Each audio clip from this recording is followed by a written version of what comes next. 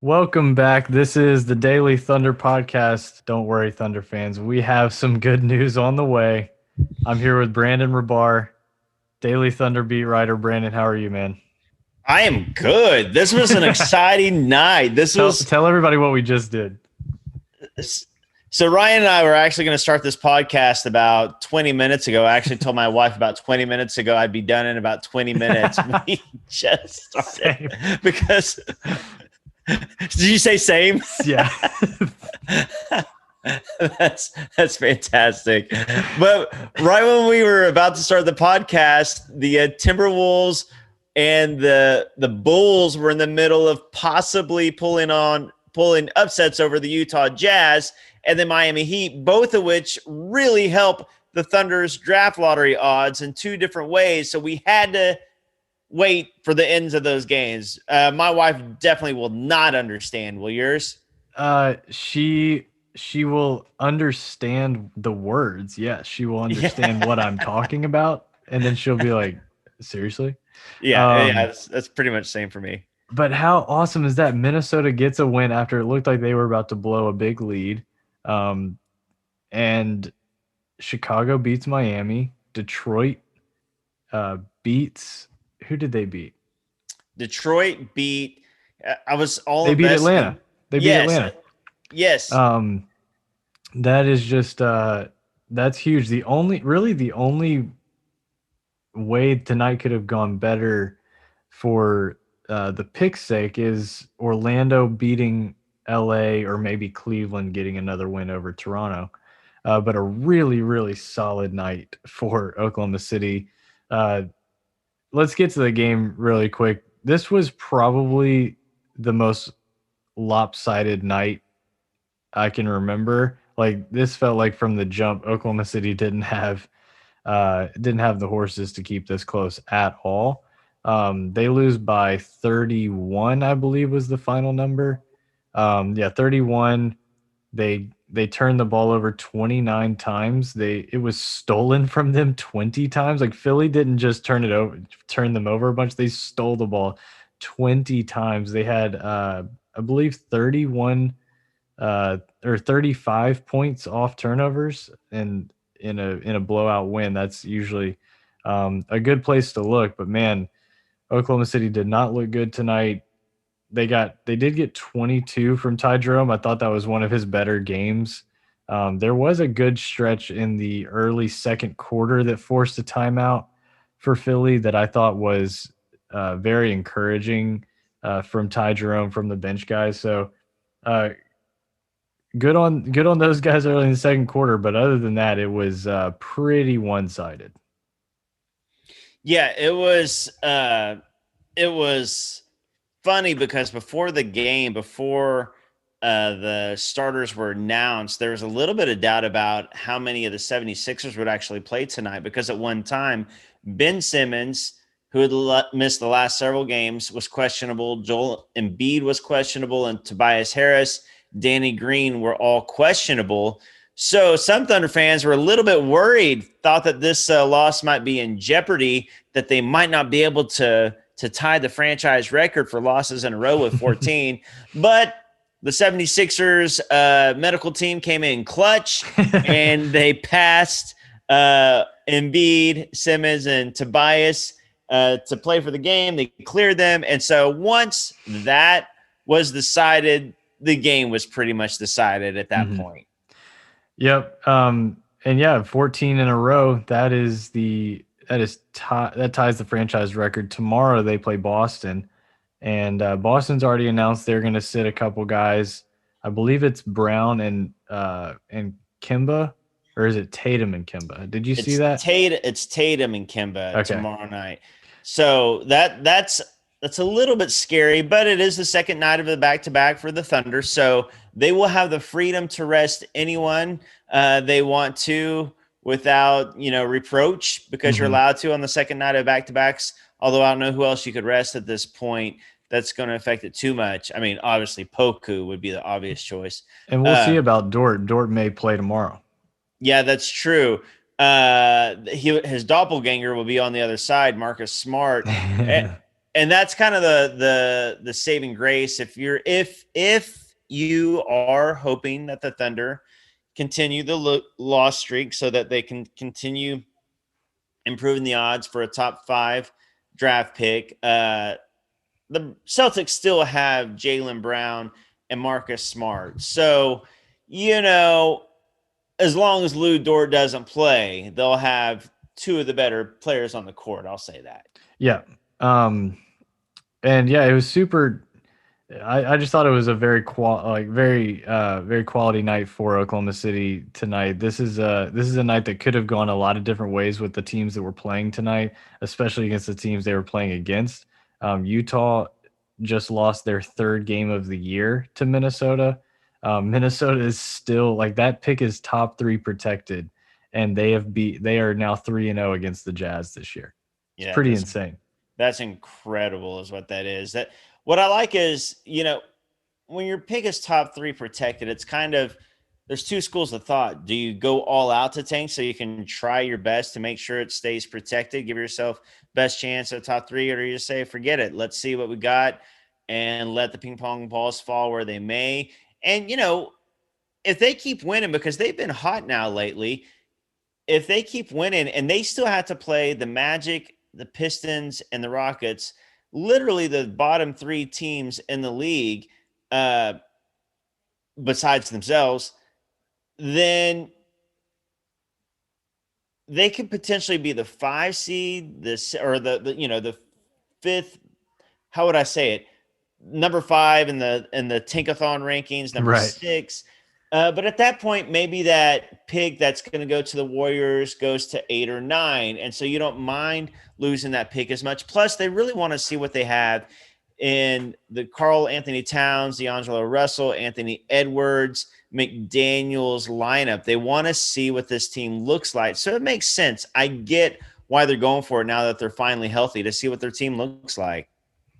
If I was a Timberwolves fan, given what we know about the top of this draft, I would be banging my head against the wall. As a Thunder fan, though, I am saluting the Oh man, Timberwolves. Look, we just had like vocal reactions to the end of that game yeah, for everyone listening. We were pretty hype about that Timberwolves win. yeah, yeah. Well, and the thing is, the Wolves play the Rockets tomorrow, less than 24 hours from now. There's a very good chance they'll have 19 wins and the Thunder will have 20 wins. And, a lot of these bottom teams still play each other. Hmm. And so, the chances that Oklahoma City move up to 4 or 3, while they seemed impossible even a week or 2 weeks ago, that's starting to be a realistic possibility, with the caveat that the Thunder don't pick up any more wins themselves. Yeah. And that seems like a terrible thing to say, but at this point, there's no chance for a play-in. Shea is sitting, Horford is sitting, Dort is resting a lot. It's not important to get wins. What's important is to increase your odds at a generational talent like a Cade Cunningham and Evan Mobley, Jalen Suggs, or Jalen Green type of player. And that's what the Thunder are going for now.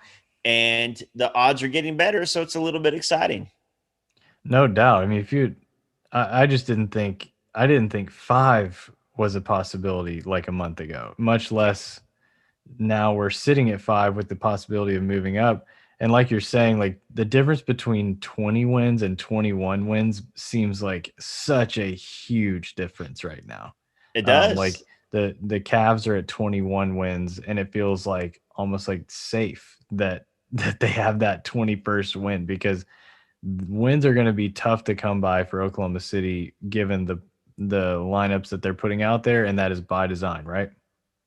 Yeah, no, absolutely. It's by design, because it's amazing what a 14 game losing streak will do for your lottery odds. Because where it seemed unfathomable, uh, like you said, a week, 2 weeks, a month ago, that 5 would even be a possibility.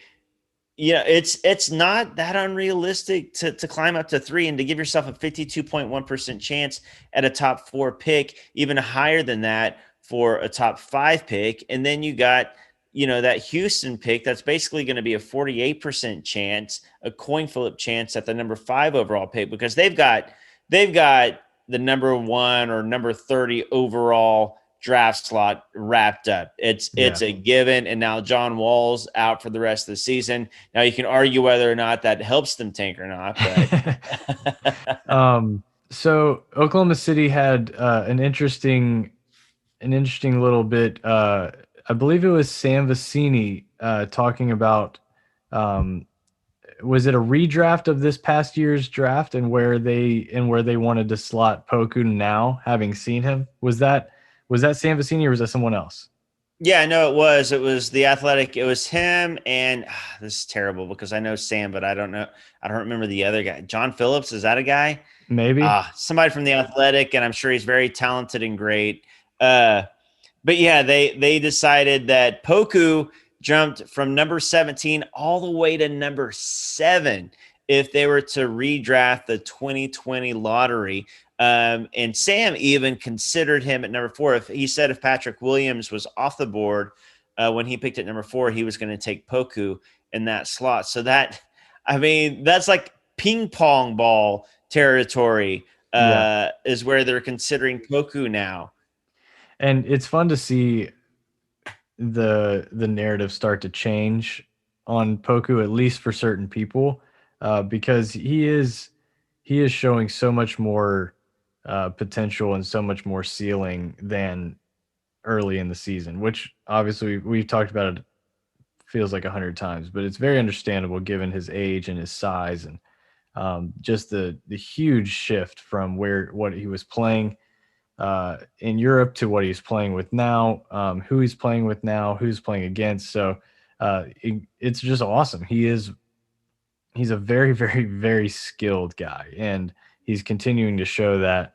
I thought his shot looked good early tonight, kind of left him for a little bit, but he's still like the handle is what has really jumped out to me over the past few games. His ease of getting by much smaller guys and his change of pace in the lane. He had a great dump off pass to Moses Brown early in the game tonight off a drive. So I love what we're seeing from Poku, even though the shot, comes and goes. Yeah, no, me too. And again, it's a night where he could have had more assists than he did. Had guys made shots. I know you can say that about anybody, but it's the type of passes that he had and how open some of those shots that he set up were. And it's another night where if open shots that he took or shots that went halfway down and bounced back out go down, everybody's talking about what a nice night he had. But I still thought they had a nice night, a couple steals and like you said, passes and he did score, I think, 8 points, but just overall looking at what he's doing and how he's doing it, and he had Matisse Thybulle on him for a while, and he broke him down and went past him a couple times, and he's the 76ers version of Lou Dort. Yeah, yeah, he had some really nice plays. It's not all pretty, it's not all everything that we hope it would be, but it's so much further along than I thought he would be at this point. I feel like right now, early in the year, I thought it would be maybe not until next season before we saw some of the stuff he's been doing. So, so you're very encouraged about that. What I thought, again, even though it's not a pretty game from a final score perspective, I thought we saw a little bit more from Bazley tonight. Yeah, so Bazley has been much, much better since returning from his fractured shoulder. He's getting to the rim at a much higher rate than he did before, and he's finishing at the rim better than he was before. His outside ball is still not falling. He's had 2 games where he had really nice nights from 3-point land, but it's just not there yet. But very positive takeaways for Bazley. It's like he studied Shai Gilgeous-Alexander's YouTube clips while he was hurt, because it's like he's so much more crafty and twisty and agile around the rim, and he's finishing around guys now instead of just kind of bull rushing, trying to go through them or taking on 3 dudes at once. He's just seems to be a little bit more crafty, and he's finishing much better, and he's dunking more. He's just being aggressive to the rim and finishing better when he gets there. And it looks like a legitimate like a choice that he's made. Like it's not just coincidence, it's not just happenstance. It looks like a decisive thing for Baisley now, and that's making all the difference. And tonight was against Embiid. Like he's going in there against a really, really awesome rim protector. And early on, Oklahoma City was crushing Philly in the paint. I thought they did a great job of just taking it to him, and they were finding success close to the rim. So, yeah, that was really, really good.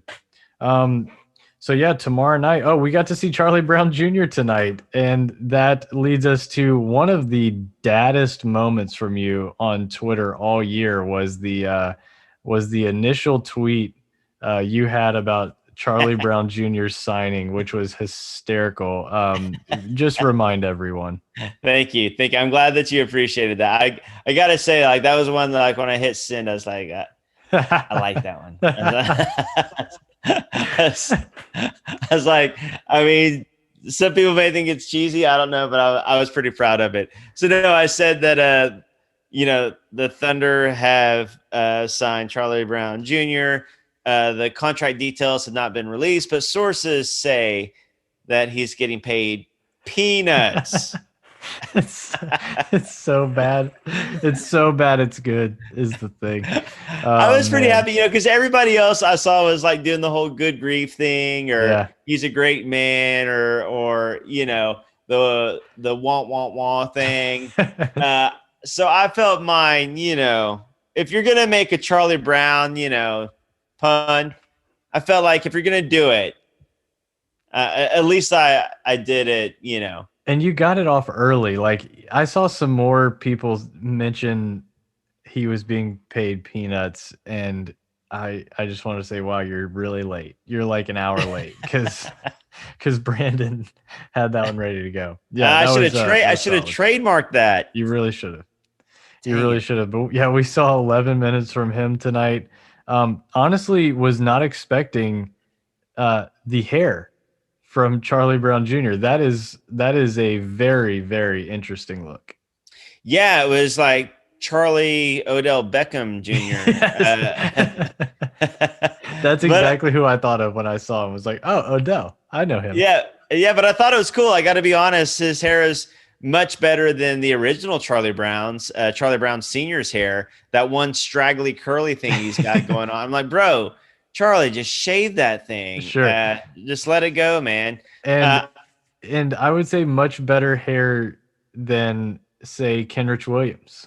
Hey, now get off that. No, you ride for Kenrich. I don't understand. I love it. I love that bolt. It's called, what do you call it? I posted a video of it like 2 months ago, like during like the peak of the Kenrich hype. And he has a name for it, the shag. I think he calls it the shag. That's a great name for it. That's exactly what it looks like. I mean, if your hair has a nickname, you're doing something right. Come on. So yeah, we'll be back tomorrow night for Boston, Oklahoma City, and that one's at Boston. So yeah, we'll see. That's gonna be a tough one, but like we said, they're gonna be sitting a couple guys, so who knows? That could be a game that gets a little closer than we'd like it to. Yeah, hopefully, Jaylen Brown and Marcus Smart. I feel like it's going to be one of those where the Celtics will ultimately come out on top based on the strength of Jaylen Brown and Marcus Smart. Maybe Tristan Thompson will do something.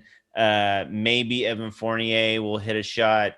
But I think the Thunder keep tomorrow night close. This team always bounces back from a rough outing to at least be competitive. This team has a lot of pride. They're very competitive. And even though it's the second night of a back-to-back, I think that Celtics game tomorrow night will be a close one and an entertaining one. Yep. All right. Before we go, I wanted to share a quick story.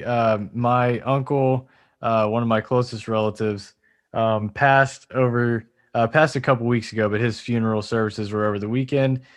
He was a massive, massive NBA fan, and back in 20 start of the lockout season, so the year the Thunder went to the finals, we made a friendly wager that if Oklahoma City went to the finals, he bet me that he'd take me to a game. And he was a big Mavericks fan and was hype off of. He loved Dirk, so he was a big Mavs fan, and they had just won the finals, and so I mean, he was on cloud nine. And I told him like I wouldn't make this bet. They're really good, and I think they're going to go to the finals. And he was like, "No, I'm making the bet."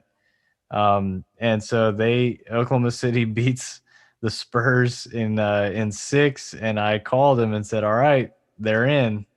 What's the plan?" And he paid up, and he and I flew to Miami for Game Five, and we were in the lower bowl and got to see. Obviously, it was a downer that Oklahoma City lost. That was the final game of that year, but it was really really cool to see LeBron win his first, to be in the room for that, to see Bill Russell hand him an MVP trophy. That was really sweet, and I'm thinking of him. Love you, sir. And just wanted to give him a shout out. He was a massive NBA fan, and that was really a huge connection for us over the years. So we will miss him. And yeah, a little story about my uncle.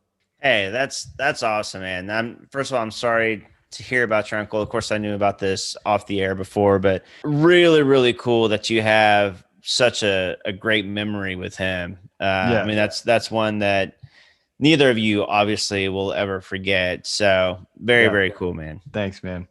All right, Thunder fans, we will talk to you tomorrow night after Boston, Oklahoma City.